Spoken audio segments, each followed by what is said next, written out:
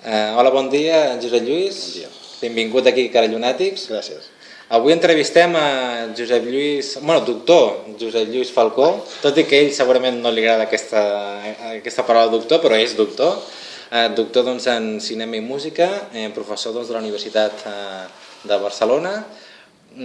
Comencem sense més preàmbuls l'entrevista. Abans, per això sempre demanem que la persona que ve aquí a parlar amb nosaltres faci 5 cèntims, una cosa molt breu, 3 línies, sobre un mateix. Ui, 3 línies? 3 línies, sí. Per situar les persones que ens veuen i ens escolten. No val les 3 Bs, allò, brut, bandarra i borratxo, no serveix. Bueno, si vols anar així... No és el cas. No, ja breument, soc historiador del cinema i de la música, sobretot amb juntes, és a dir, de la música cinematogràfica és el que més m'hi he dedicat, perquè vaig començar la meva carrera encara com a estudiant en el món en l'àmbit musical. A partir de la música vaig descobrir que el cinema tenia música, perquè per mi va ser un descobriment. Vaig descobrir el cinema arran de la música de cinema i llavors vaig acabar fent classes de cinema i ara aquest any he tornat als meus orígens, curiosament, perquè torno a fer una assignatura de història de la música. Estic fent història de la música i estic fent història del cinema i estic fent també classes de música de cinema a la Universitat de Barcelona i també durant uns anys a l'Escola Superior de Música. O sigui que es barreja tot. Jo sempre dic que sóc acadèmicament bisexual, perquè toco els dos pals, però bueno, és una cosa que acostumo a dir. I ja està, això és el que em puc dir de mi. A ver, primera pregunta. ¿Ens podria explicar què són els gèneres cinematogràfics? Ui, els gèneres. Els gèneres cinematogràfics és una etiqueta que als crítics els hi resulta molt còmode per etiquetar les pel·lícules i dir això és una comèdia i això és un drama. Però jo és curiós perquè faig una part d'una assignatura, la dedico al musical i el primer que faig és carregar-me el gènere cinematogràfic perquè dic que no existeix la pel·lícula de gènere. Perquè hi ha pel·lícules que, la majoria de les pel·lícules, jo que sé, agafem una molt coneguda, Alien. Què és Alien? És de ciència-ficció? Sí, perquè tenim un marciano per allà, no? Sí. És de terror? També, perquè fa molta por. Per tant, és de les dues coses. Musicals, per exemple, una que és molt antiga i aquí si hi ha algun amant del cinema clàssic la coneixerà, altres no. La leyenda de la ciutat sin nombre, no sé si algú la coneix, ell sí, ja sabia jo que ell la coneixeria. Doncs és un musical, és un western i és una comèdia. De quin gènere és? Doncs és dels tres. Llavors, el que passa és que és molt còmode, perquè l'espectador diu, què vas a veure avui? Una comèdia, molt bé, i es queda amb això, diu, ja està, vaig a riure, i ja està, i va molt bé. Però els gèneres són això, per mi és una etiqueta còmoda, res més. Des del punt de vista acadèmic pot funcionar per estructurar una classe, però no gaire més, res més. Què opina de l'art i del cinema actual?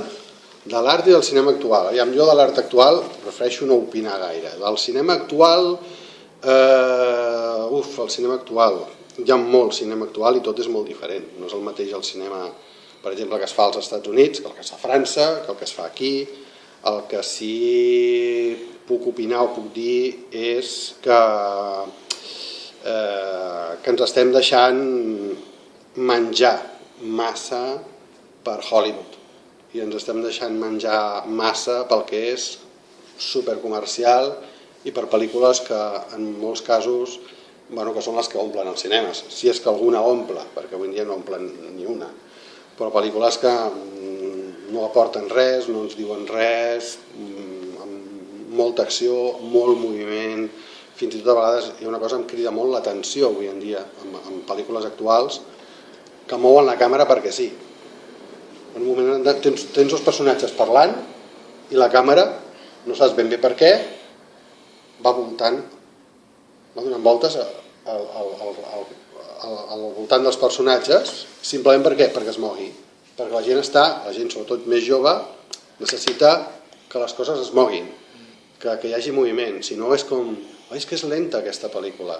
Avui la gent que aguanti una pel·lícula dels anys 60 en blanc i negre i lenta, perquè és lenta. És impossible. Però és que era el tempo d'aquella època. Ara és que vivim tots massa de pressa, i penso que el cinema actual, que evidentment que hi ha coses boníssimes, fantàstiques, extraordinàries i que s'han de veure, però en general hi ha com aquestes dues branques, no? D'aquest cinema supercomercial i després els pobrets que fan un cinema de qualitat, que està 3 dies a cartell, no? Com a molt a vegades una setmana, que després l'has d'anar a veure a la filmoteca quan el reposen, que et compres el DVD, no? I que, bueno, que ens el mirem doncs, nosaltres 4 i poca cosa més, i jo crec que és una llàstima, perquè el problema és que hi ha poca cultura de cinema entre la gent jove. No hi ha, no se'ls ensenya a apreciar el bon cinema. Van a distreure's, que també ho trobo normal a veure, però bé, és el que hi ha. Qui més? Com es feien abans i com es fan ara les bandes sonores de les pel·lícules? Uf, quina pregunta. Això és part d'una hora, que tenim 10 minuts. Com es feien abans i com es feien ara? A veure, abans... és que molt complicat respondre això. A veure, com puc respondre això molt breument? La música de les pel·lícules fa molt de temps, al principi, posem que als anys 30 o així, les feien en equip, sobretot si parlem de Hollywood. Es feien equips de compositors, perquè els compositors en aquell moment eren treballadors d'una empresa, com si fessin cotxes, i feien pel·lícules com si fessin cotxes, anaven fent pel·lícules. Llavors hi havia 5 músics en un despatx, com ara estem així nosaltres, i deien, a veure, per demà hem de fer la música. Ostres, com ho fem? Va, tu fas el tema romàntic, tu fas el tema d'acció, tu fas el tema de, no sé, del sopar, i tu fas el no sé què. I cadascú feia la música i l'endemà gravaven. I els era igual, quedava bé perquè eren bons professionals, però era un sistema de producció que després, el 48, l'any 1948, va canviar i ja no. Llavors ja tenim el que tenim ara, que encara dura, que és un professional, un senyor, que està a casa seva, que el truquen i li diuen, ens pots fer aquesta pel·lícula? Diu, sí, tant. Quan teniu, no, de diners? Això, doncs em va bé, m'interessa, no m'interessa, però no és un treballador d'una empresa, és un autònom, perquè ens entenguem, i ho fa així, i treballa d'una manera molt diferent. I aquí és on llavors podem encara fer més diferències, per això dic que és una pregunta amb una resposta molt complicada, perquè una cosa és el que, per exemple, un senyor com aquest cobra als Estats Units i l'altre és el que cobra aquí, a l'estat espanyol, si és que cobra, perquè aquí de vegades hi ha gent que ha arribat a no cobrar, perquè és allò de, ei, fas la música de la pel·li i després cobraràs drets d'autor, l'estrenarem, serà un èxit, i dels drets d'autor ja amb això et retires. Sí, cap problema. La fa, no cobra i encara està esperant els drets d'autor. Llavors, clar, és molt diferent. Clar, a nivell de gravar, per exemple, a Hollywood tenen grans orquestres a l'estudi, aquí quan es grava es truca músic per músic i es forma una orquestra. Es grava poc amb orquestres ja fetes. Últimament amb el Liceu s'ha gravat, amb l'orquestra del Liceu s'ha gravat coses. Quines assignatures imparteixen actualment a la Universitat de Barcelona?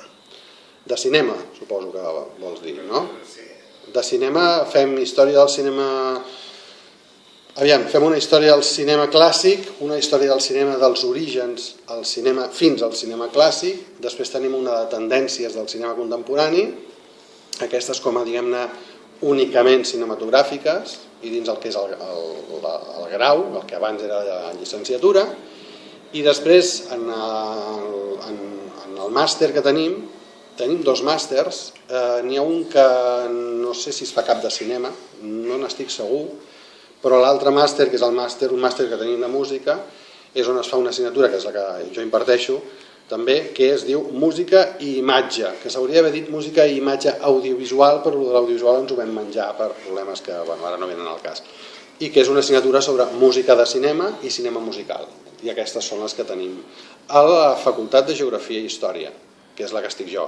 Després hi ha altres assignatures de cinema a tota la universitat, perquè n'hi ha filologia, n'hi ha a comunicació audiovisual, n'hi ha per altres llocs, inclús em sembla que n'hi ha alguna a medicina, alguna optativa de cinema i medicina, una cosa d'aquestes, però que hi ha gent professors amb els que jo no tinc contacte i no sé ben bé què fan, i són coses que a vegades es fan un semestre i no es torna a fer mai més, no? Coses d'aquest tipus.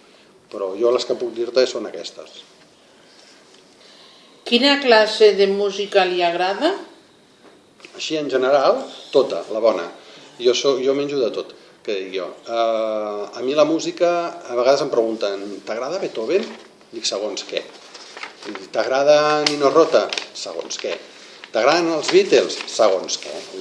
No tots els compositors estan sempre encertats fent coses, fent música. I jo, a més, els meus alumnes ara, d'alguna manera, estan una mica, entre cometes, sorpresos, perquè dins dels professors de música que hi ha al departament, doncs jo com que vinc de fet de la música de cinema, d'alguna manera, on es fa de tot, doncs obro una mica a tot arreu, i en un moment donat estic parlant de Claude Debussy perquè estem parlant de l'impressionisme musical, i de sobte els dic, penseu per exemple com a curiositat que Alan Parsons, el primer disc que va fer, que és un rock sinfònic més o menys, va utilitzar un fragment d'una òpera de Debussy, i estem parlant del poema sinfònic i potser els parlo de Pink Floyd, The Wall, perquè no deixa de ser una mena de poema sinfònic però de rock sinfònic, perquè és una música amb un programa darrere, no?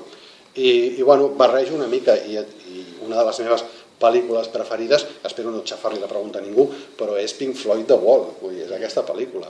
Però m'encanta, per exemple, també tot el que és música sinfònica, música clàssica, i de cinema també n'hi ha alguna. M'ha de dir alguna cosa, ha de ser música que m'ha d'emocionar. Hi ha una cosa que molt poca gent sap, i ara aquí la diré, hola.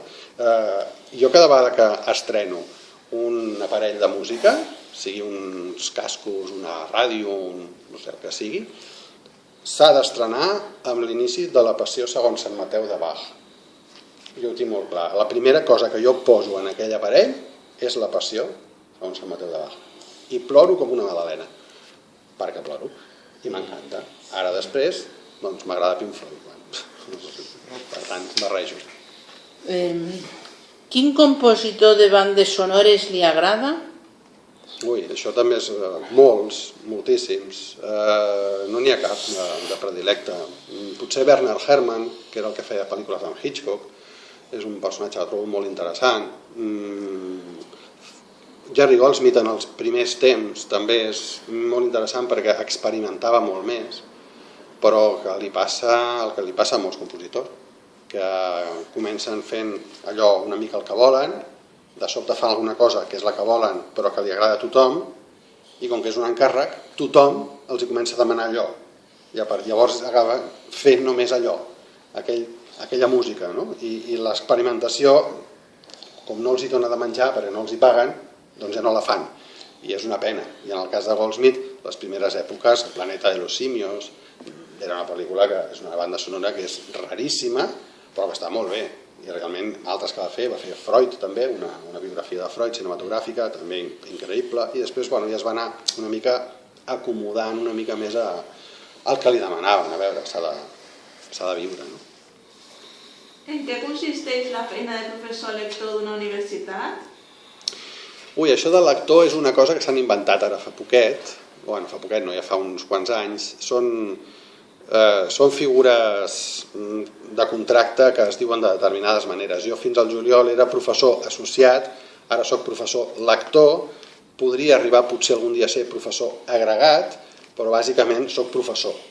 Independentment del cognom que se li posi això, el nom és professor. Això sí, com a professor associat, teòricament, jo només havia de fer classes i no havia d'investigar, tot i que ho feia perquè m'agrada. Ara com a lector dono classes, és a dir, faig el mateix, més grups, això sí, cobro més també, i estic obligat a investigar, que ja ho feia, però ara tinc l'obligació d'investigar. Aquesta és la feina. Llavors faig docència i recerca. Per tant, publico llibres, articles, per una banda, i després doncs dono classe i explico coses als meus alumnes. És aquesta, la feina. Quines són les bandes sonores de la seva vida? Ui, les bandes sonores de la meva vida. No, és que no n'hi ha. Jo crec que no hi ha cap que sigui la meva banda sonora, ni de cinema ni fent una metàfora no cinematogràfica. Hi ha una música, seria això que he dit de la passió de Bach aquesta, que sí que és una mica el que jo poso quan estreno aparell. Però no hi ha realment no tinc una predilecta. Per mi, no hi és. Profesor, de todas las cosas que ha hecho profesionalmente, ¿de cuáles de ellas está más satisfecho? Pues la verdad es que de lo que estoy más satisfecho, y no lo digo por decirlo, es de saber que cada día cuando doy clase hay gente a la que le despierto algo. Y ese algo a lo mejor pues es simplemente ganas de saber más de lo que yo le he explicado en clase. Porque lo que está claro es que en clase yo no lo puedo explicar todo. Porque la historia del cine, los que sois aficionados al cine sabéis que el cine es inmenso y larguísimo y solo una peli puede durar 3 horas y uno necesitaría varias vidas para ver todo el cine. Yo no he visto todo el cine, nunca veré todo el cine. Ni siquiera todo el cine que se supone que tendría que haber visto. Es imposible. Y quien diga que lo ha visto todo, no sé, que se lo haga mirar, pero tiene un problema. Por lo tanto, lo que hago yo, siempre digo que yo en las clases lo que hago es un tráiler. Un tráiler de todo lo que pueden llegar a saber. Y lo que intento es que se enganchen. Que salgan de clase como diciendo, jo, esto que ha explicado hoy, esto del cine tal, del cine negro, que ha explicado 4 chorradas, pero las 4 chorradas que ha explicado, oye, qué ganas tengo yo de saber más cosas y de ver más películas, porque ha puesto 2 trocitos y a mí esos trocitos me han sabido a poco, yo quiero ir más allá. Y eso es lo que a mí más satisfecho me ha dejado. Lo demás, bueno, sí, he publicado libros, he publicado artículos, he ganado incluso algún premio, pero sinceramente yo tengo un premio de la Academia de Cine y está metido en una caja, en una estantería en mi despacho, arriba, en no sé dónde, está por ahí metido, porque no lo tengo colgado ni lo tengo puesto en ningún sitio, porque me da igual, o sea, gané el premio, pero al día siguiente yo tenía que seguir trabajando y dando clase. Y eso es el día a día, y eso está ahí, y el premio no se acuerda nadie, ni yo, vamos, ya te digo, está en un estante. Bueno, ya para terminar, una pregunta un pelín frívola, ¿no? ¿Está a favor o en contra de las palomitas de maíz? Yo estoy a favor de las palomitas del maíz siempre y cuando uno se las coma en su casa, pero en el cine yo prefiero ni palomitas, ni caramelitos, ni Coca-Colitas, ni nada, porque entre de las pajitas, el celofán de los caramelitos y el remover las palomitas, es que uno, no, eso no está bien, no, estoy absolutamente en contra, porque además, como yo soy, dicen, especialista en música de cine, pero también en general en sonido en el cine. Y en el sonido en el cine hay una cosa que, mira, cuando apareció el cine sonoro, una de las cosas que realmente el sonoro tuvo más importancia en el sonoro no fue el sonido, fue el silencio, porque de pronto, como las películas podían sonar, se podía jugar a que no sonaran y el silencio significaba algo. Y cuando en una película en realidad un personaje no dice nada, no hay música y hay un silencio total, como ahora que tenemos aquí una cortesía de la ambulancia, hay un silencio total, es porque el director ha querido un silencio total. Entonces, claro, estás en ese silencio total y de pronto, ¡hala!, el caramelito, la pajita o la palomita. Te rompe absolutamente todo el concepto sonoro que eso tiene, te lo rompe. Por tanto, totalmente en contra. Palomitas en casa. Doncs moltíssimes gràcies a vosaltres. Lluís Falcó, i res, et convidem doncs, a venir doncs, un altre moment, saps que nosaltres estem aquí i doncs, a tafanejar doncs, el nostre... Ja ho he fet. El nostre blog, Llunàtics, i moltíssimes gràcies per estar aquí amb nosaltres. A vosaltres, a tots, gràcies. Gracias a usted.